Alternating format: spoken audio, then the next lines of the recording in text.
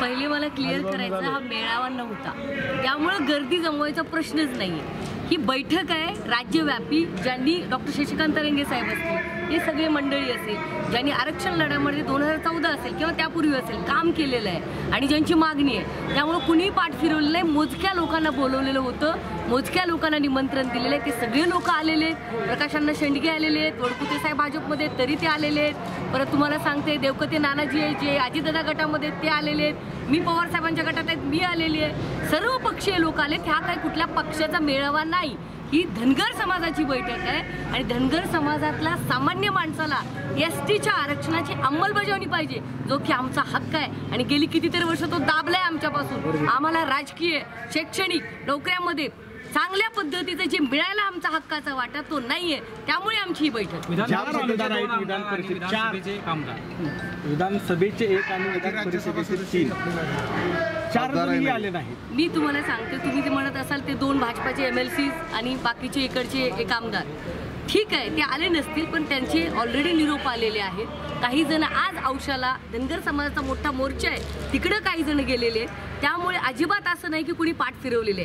याच्या अगोदर सर्वपक्षीय आमदार असतील, माननीय महात्मे साहेब खासदार असतील, या सगळ्यांनी या बैठकीला, अशा बैठका जिथे जिथे होतात तिथे साथ दिलेली आहे। उलट त्या बैठकीला मी नव्हते, त्यावेळेस मी ॲबसेंट होते। आमचा निर्णय हा आहे की महाराष्ट्रामध्ये आर्थिकदृष्ट्या असेल, सामाजिकदृष्ट्या असेल, राजकीयदृष्ट्या खरा वंचित जर कोण असेल ना तर तो धनगर समाज आहे। आणि या धनगर समाजाला एसटीचं आरक्षण जर हे नाकारतं, खोके सरकार देत नसेल, तर यांची पळता भुई कशी करायची आणि कशी काठी आणि लाठी चालवायची हे आमच्या समाजाला चांगलं येतं। 26 जानेवारीला आम्ही अल्टिमेटम देतोय, 26 जानेवारीपर्यंत जर या लोकांनी काही निर्णय घेतला नाही, जे देवेंद्रजी म्हणतात की पहिला कॅबिनेटमध्ये देतोय देता येतं, आता का देता येत नाही?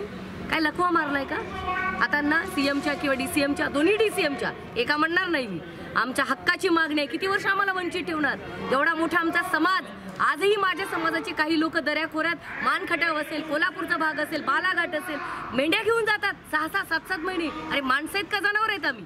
आमच्या हक्काचं आरक्षण आम्हाला मिळालं पाहिजे, हीच एकमेव आमची मागणी आहे। एसटीच्या आरक्षणाची अंमलबजावणी आम्ही मागतोय, कुणाच्या ताटातलं आरक्षण आम्ही मागत नाही। 26 जानेवारीला जर नाही दिलं तर पुढचा प्लॅन ऑफ ऍक्शन काय?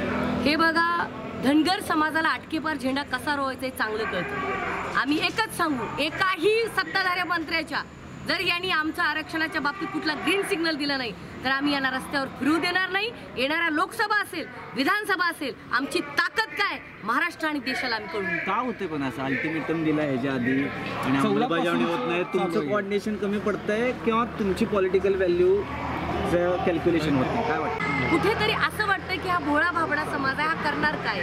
परंतु शेवटी कसं असतं, शेवटची जेव्हा घटिका समीप येते तेव्हा काहीतरी निर्णय घ्यावा लागतो। 2024ला असं होणार नाही, या सगळ्यांचे मनसुबे यांचा खेळखंडोबा झाल्याशिवाय राहणार नाही।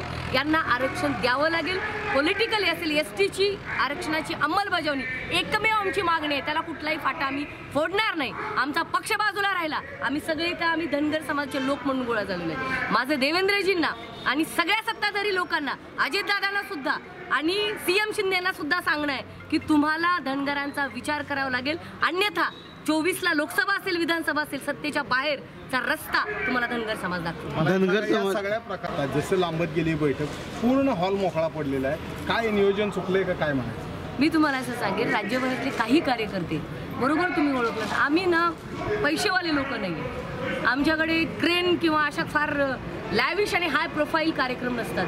माझा समाज हा मेंढी पाळणारा, मेंढी चारणारा समाज आहे। त्यांचे कामधंदे, लोक मान खटावून आले, लोक नाशिकमधून आले, लोक पुण्यातनं आले, आम्ही उस्मानाबादनं, नांदेडवरून आले, लांब लांबनं जायचं असतं, त्यांचे काही फॅमिली मेंबर्सही होते, त्यामुळे काही कार्यकर्ते गेले, चळवळीतले कार्यकर्ते। हे कोणी कारखानदार, गुत्तेदार जे दुसरीकडे असतात तसे नाही आहेत, खरा वंचित माझा समाज आहे। मराठा समाज ज्या पद्धतीनं ताकद दाखवून आपलं आरक्षण घ्यायला